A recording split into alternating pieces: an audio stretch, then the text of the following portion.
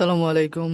আজকে আমরা যে পিএইচডি মার্কেটে supply demand base market forecast করব।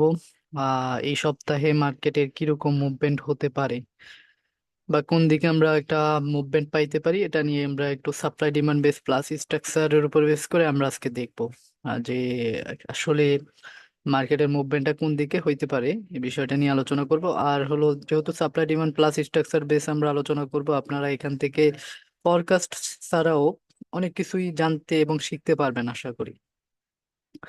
তো দেখেন যে আমরা জিবিপিএইচডি মার্কেটটাকে যদি দেখি, যে জিবিপিএইচডি মার্কেট উইকলি টাইম ফ্রেমে একেবারে লো পয়েন্ট ছিল। এই লো পয়েন্ট থেকে দেন মার্কেট স্টার্ট করে একটা বুলিশ স্ট্রাকচার শিফট দিয়ে এখনো স্ট্রাকচারটা বুলিশই আছে। তো এখান থেকে দেখেন ডিমান্ড জোনকে রেসপেক্ট করে দেন, এখানে আবার ডিমান্ডকে রেসপেক্ট করলো, রেসপেক্ট করে উঠে গেল। এরপরে এখন যেখানে মার্কেটটা আছে স্টিল, এখানেও কিন্তু একটা ডিমান্ড জোন ছিল, এই ডিমান্ড জোন থেকে রেসপেক্ট করে উঠে গেছে। এটা উইকলি, এটা হলো আহ আগের সপ্তাহের যে ক্যান্ডেলটা ক্লোজ দিছে সেটা দেখেন যে খুবই স্ট্রং একটা বুলিশ ক্যান্ডেল এখানে ক্লোজ দিছে। আমরা যদি প্রিভিয়াস এই মুভমেন্টটার দিকে দেখি, এই ক্যান্ডেলটার দিকে দেখি, এই ক্যান্ডেলটা যখন এরকম একটা বুলিশ ক্যান্ডেল এখানে ক্লোজ দিছে, দেন পরের ক্যান্ডেলটাও কিন্তু আমরা স্টিল একটা বুলিশ ক্যান্ডেল পাইছি।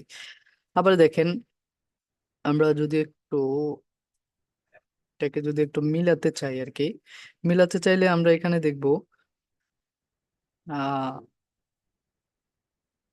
আমরা এখানে দেখব যে এই মুভটা যে হইলো, এবং এই মুভটা সেম একটা মুভ, ঠিক আছে, সেম একটা ফুল ব্যাক।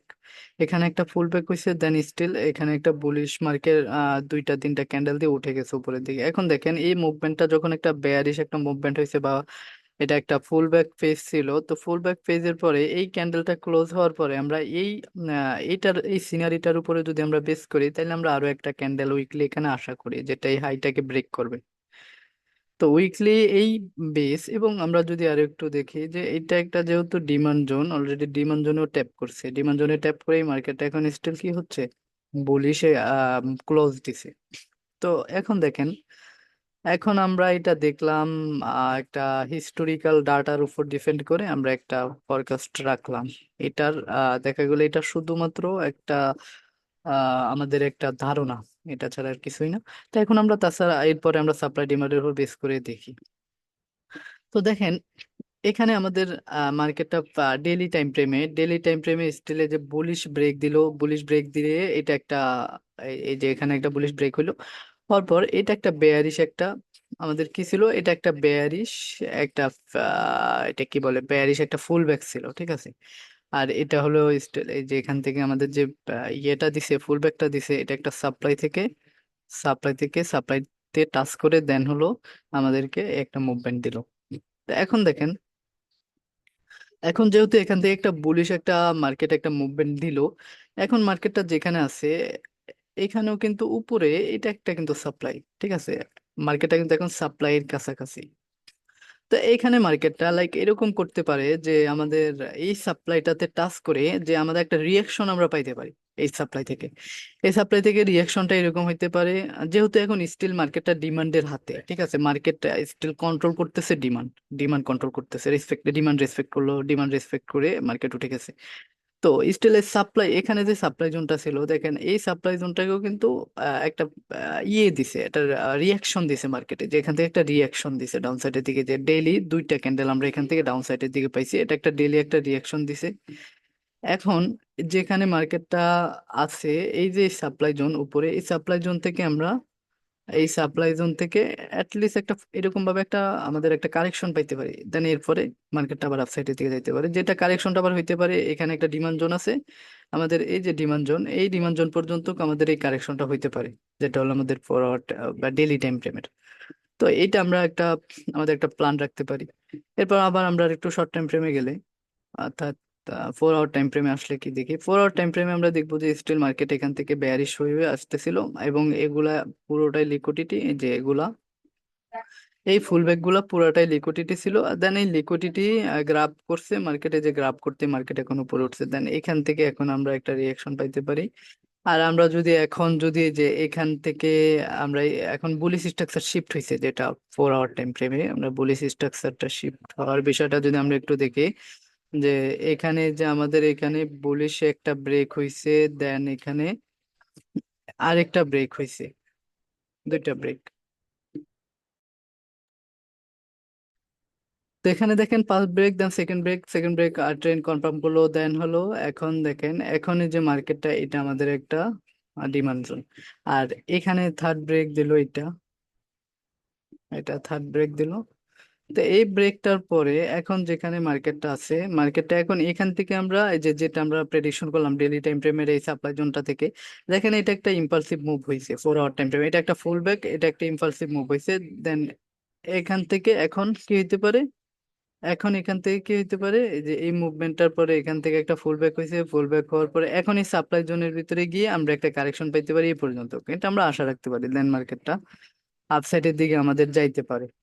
তো দেখেন এটা হলো আমাদের 4 আওয়ার টাইম ফ্রেমের একটা প্রেডিকশন। 4 আওয়ার টাইম ফ্রেম আর আমাদের ডেইলি টাইম ফ্রেম দুইটাই আমাদেরকে একই ধরনের ডাইরেকশন দিতেছে। এরপর আমরা যদি একটু 50 মিনিট টাইম ফ্রেমে যাই, 50 মিনিট টাইম ফ্রেমে যদি দেখি স্টিল মার্কেটটা বুলিশ, এখন পর্যন্ত বুলিশ আছে।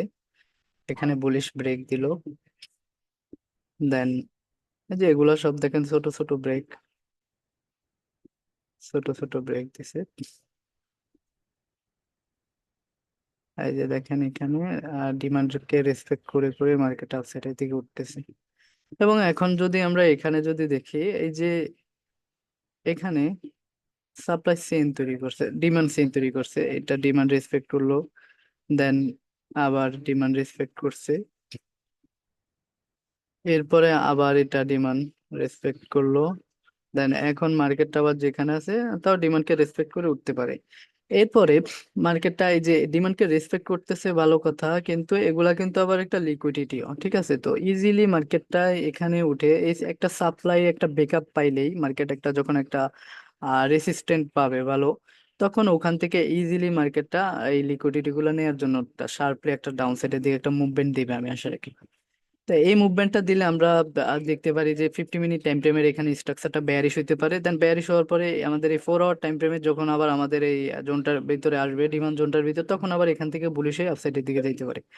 তো এখন কথা হলো এটা যে মার্কেটটা যখন এখান থেকে এখানে উঠবে, ওঠার পরে যখন এখান থেকে আমাদেরকে বেয়ারিশ স্ট্রাকচার শিফট দিবে, ঠিক আছে, বেয়ারিশ স্ট্রাকচার শিফট দিবে, দেন আমরা ডাউন সাইডের দিকে ট্রেড করব, তা স্টিল আবার বুলিশ না হওয়া পর্যন্ত।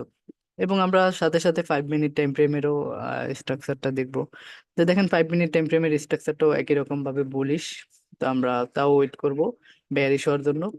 বেয়ারিশ হইলে এরপর আমরা ডাউন সাইডের দিকে ট্রেড নিবো। আর যেহেতু একেবারে আপ সাইডে আমাদের একটা সাপ্লাই জোন আছে, আমরা এখন বাই না নেওয়ার চিন্তা বা বাইয়ের প্ল্যানটা আমরা একটু অফ রাখলেই হয়। কারণ হলো যেহেতু মার্কেট স্টিল একটা বুলিশ একটা অলরেডি বুলিশ একটা ভালো মুভমেন্ট দিয়ে দিছে, তো এখন আমরা বেয়ারিশ একটা কারেকশনের আশা রাখতে পারি।